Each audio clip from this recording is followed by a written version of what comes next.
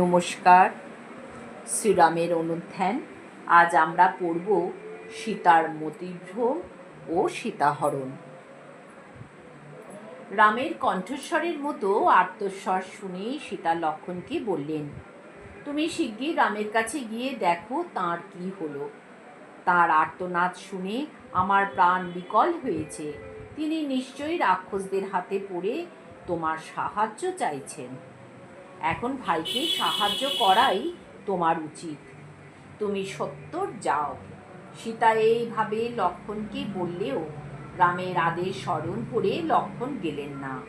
এতে সীতা খুব ক্রুদ্ধ হয়ে বললেন, তুমি ভ্রাতার শত্রু, বাইরে মিত্রভাব অবলম্বন করে আছো, সেই জন্য এই বিপদের সময় তার কাছে যাচ্ছ না।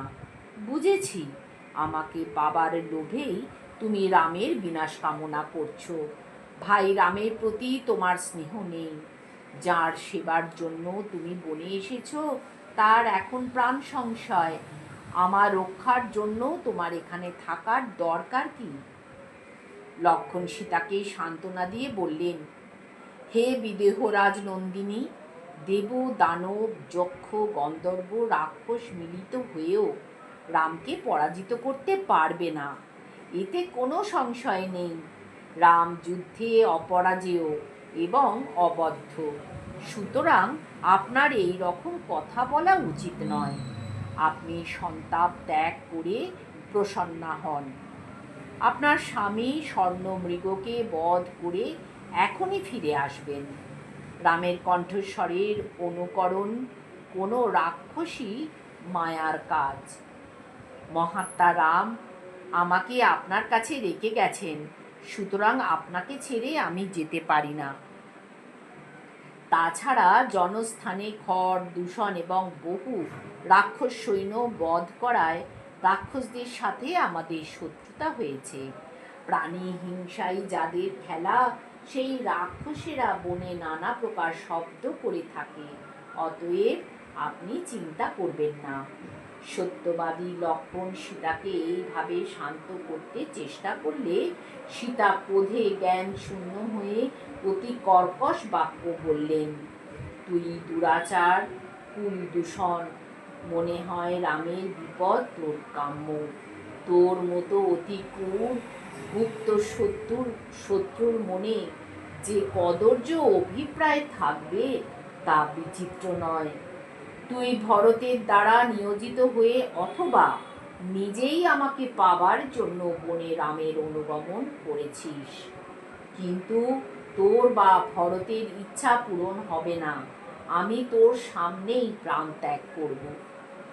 জিতেন্দ্রীয় লক্ষ্মণ সীতার কঠোর বাক্য শুনে জোর হাতে বললেন, আপনি আমার দেবতা, আমি আপনার কথার উত্তর দিতে পারি না।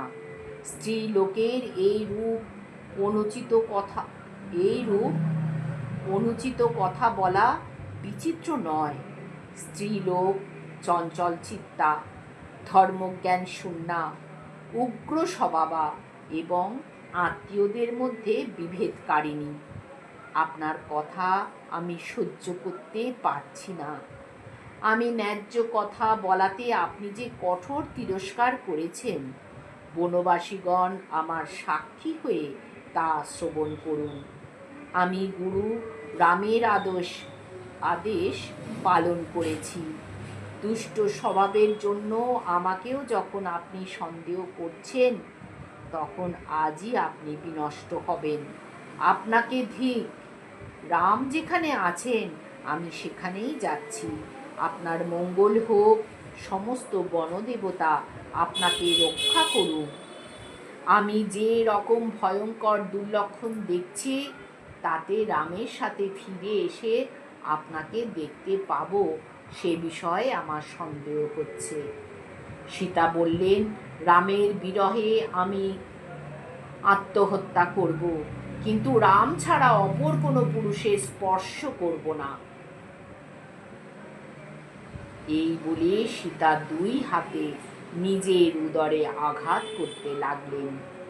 বিশুদ্ধ চিত্ত লক্ষ্মণ সীতাকে আশ্বাস দিয়ে জোর হাতে একটু নত হয়ে অভিবাদন করে বারবার সীতাকে দেখতে দেখতে রামের কাছে চলে গেলেন। আজ এই পর্যন্ত। আগামী দিন আমরা পরবর্তী অংশ পড়ার চেষ্টা করব। হরি ওম তৎসৎ। শ্রীরামকৃষ্ণার্পণমস্তু।